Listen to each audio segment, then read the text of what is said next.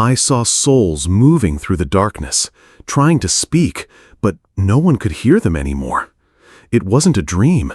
It wasn't medication. It wasn't a hallucination. I saw every face. I saw the silent screams. I saw hands reaching into empty air as if trying to touch someone they once loved, but everything passed through like smoke. And I was there, among them, witnessing it all in the moment my heart stopped. My name is Emily Thornton. I'm a high school science teacher in Indiana, someone who believed in what could be measured, proven, and solved. I believed in formulas, in data, in logic. I didn't believe in angels. I didn't believe in souls. I certainly didn't believe in any kind of afterlife.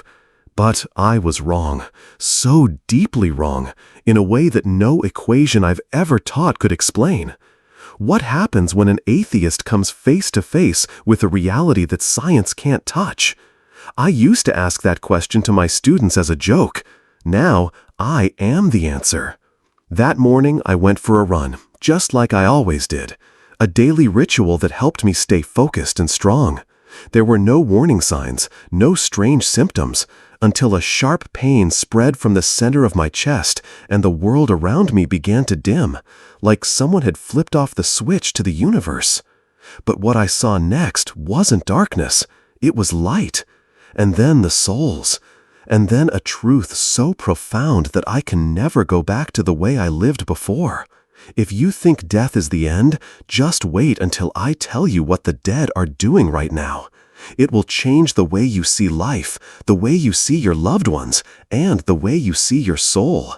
I used to believe the world was built on constants, that every question had an answer, if you were smart enough and patient enough to find it. Love, a chemical reaction. Sadness, a serotonin imbalance. Faith, a tool to control the masses. I was proud of how I saw the world, rational, emotionless, untouched by anything I couldn't prove through the scientific method. But beneath that lab coat was a girl who had once been left behind. A girl who lost her father at 13 and made a vow to never again believe in anything that could break her heart. I built my life like a laboratory. I didn't become a science teacher just because I loved it. I chose it because it was a space I could control. Every day, I stepped into my classroom with a perfect script, lesson plan, formulas, reactions, and conclusions. But life outside that room was not so predictable. I never married. I never had pets. I never stayed connected to anyone long enough for them to hurt me. I lived alone in a small apartment filled with bookshelves, a whiteboard, and a medicine cabinet stocked with vitamins and prescription sleep aids. Every evening, I read, I wrote, and sometimes I cried, and no one ever knew.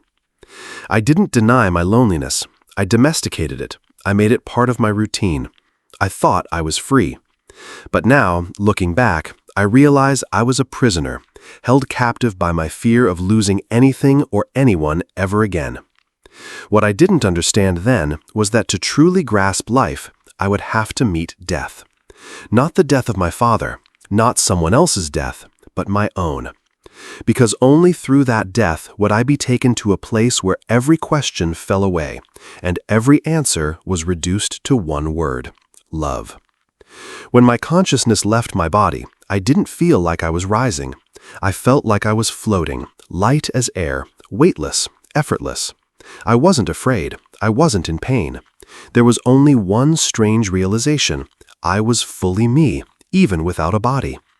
Every sense felt heightened, expanded, and elevated. I didn't see with my eyes, but I perceived everything in waves of light, ripples of presence, vibrations of being. I drifted through a soft, misty realm where time stood still. Then, in front of me, the space opened into 3 distinct realms, 3 dimensions that somehow existed at once: the realm of light, the realm of learning, and the realm of darkness. I was guided first to the realm of light.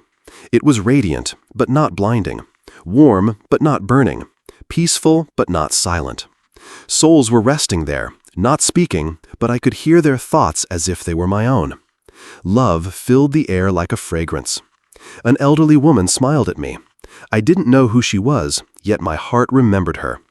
As I stepped closer, a wave of memory returned. She had been my childhood neighbor, the one who gave me a cookie the day my father died. She didn't speak, but I understood her completely. In this place, love is the only thing you take with you. Everything else is left behind. Next, I entered the realm of learning. I saw a man standing within a soft, glowing dome. He appeared to be reliving his memories, with every decision, every word, every choice. No one was judging him. He was facing himself, not with shame, but with clarity. Nearby, I saw a young woman crying into her hands, and beside her was the image of a little boy, the son she had abandoned in life. There was no punishment here, only truth. Only the opportunity to learn the lessons that had been missed while alive. And then I was shown the realm of darkness. It wasn't filled with demons or torture.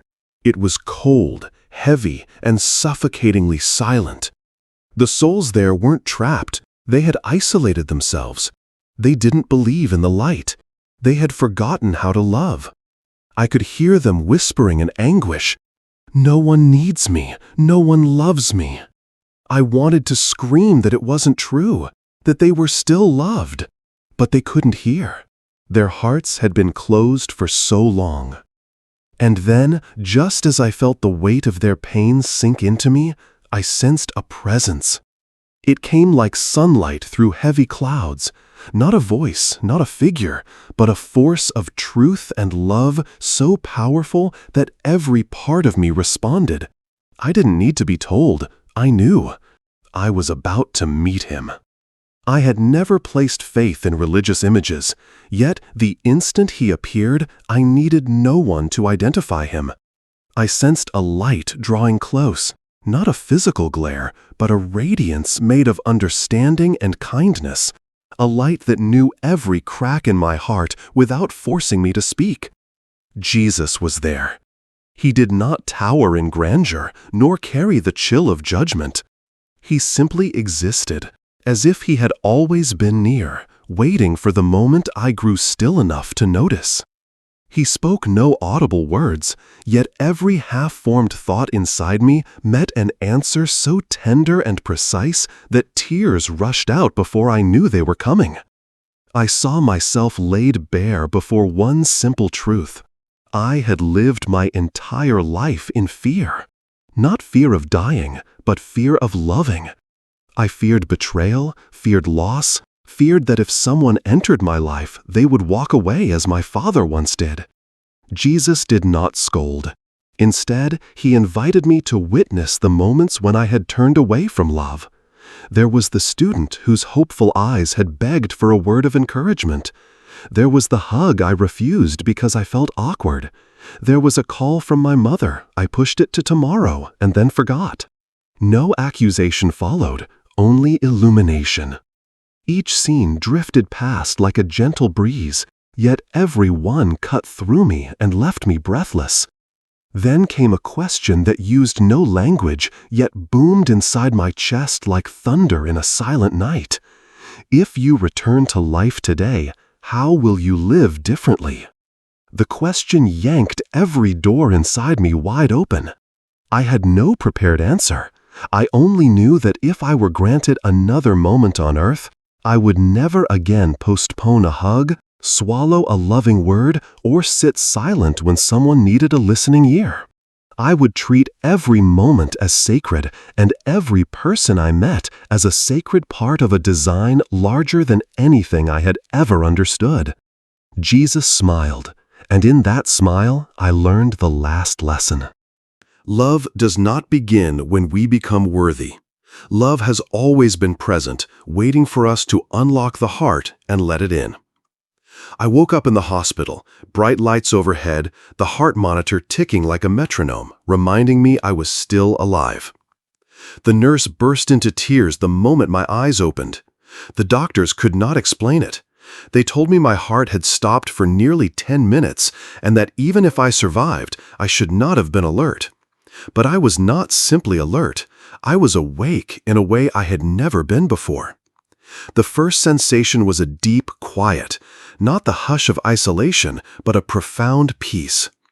It was as if a background hum I had never noticed, my doubt, my anxiety, my lifelong fear had been switched off. I looked at the nurse, a stranger who now felt familiar. I glanced toward the window, and the sunlight streaming through the blinds felt like an invitation from life itself. Every detail was suddenly sacred. The shuffle of feet in the hallway, the scent of soap, the simple miracle of breath. I did not rush to tell anyone what I had seen, not because I feared ridicule, but because I had no words worthy of the experience. How do you describe light to someone who has never seen it, or speak of unconditional love to someone who has only known conditions? Yet I knew one thing. I could not continue as before. I could not teach the way I once did or see people the way I used to. I had to begin again. 3 months later, I returned to my classroom, but this time I carried more than lesson plans. I carried the question Jesus asked me. If you were given your life back today, how would you live differently? I invited my students to ask themselves the same question each morning. I started weaving ideas like forgiveness, gratitude, and presence into chemistry lectures. When we studied reactions, I asked what happens when two elements that seem incompatible unite to form something more beautiful. When we explored energy, I asked what each of us is doing with the energy of our own lives. I began to write, not to analyze, but to share. I attended community gatherings, not to preach, but to listen and tell stories. I no longer feared loving people, and I no longer avoided loss, because I now understood that no act of love is wasted. Every genuine kindness leaves a permanent imprint on another soul, whether we see it or not. I once believed death was the finish line, but after that night, I understood it is only a passage between two dimensions of existence. The people we loved and lost and never had the chance to say goodbye to have never vanished. They simply changed where they stand, moving from beside us to within us. I remember a moment in the realm of light when I saw quiet souls drifting through space like gentle mist. They were not in pain, yet they were restless, not from regret, but from longing. They walked next to the living, placed hands on our shoulders, leaned in to hear whispered prayers and soft sobs in the night. But no one saw them. No one knew they were there. Jesus spoke to me without words, saying, "Souls are never lost, they only transform, and love never dies." I carried that truth back to this world like an inheritance. Since returning, I notice every sign more clearly. The sudden chill in a room, the vivid dream where you see a departed parent, the sense that someone is watching, though no one appears. I no longer fear these moments because I know they are reminders that our loved ones remain close, still loving us, waiting for us to listen. I share this story not to convince you, but to lift your gaze above grief. If you have lost someone, please do not only weep for them. Live fully the years they could not. Laugh loudly at the hopes they once held. Love boldly with the passion they never had time to give. When you live this way, they will smile and finally rest in the sanctuary of your heart. And if you have ever wondered what the dead are doing now, I would say they are watching over you, sending gentle signals every day. They are not waiting for you to die. They are waiting for you to live exactly as your soul promised before it was born.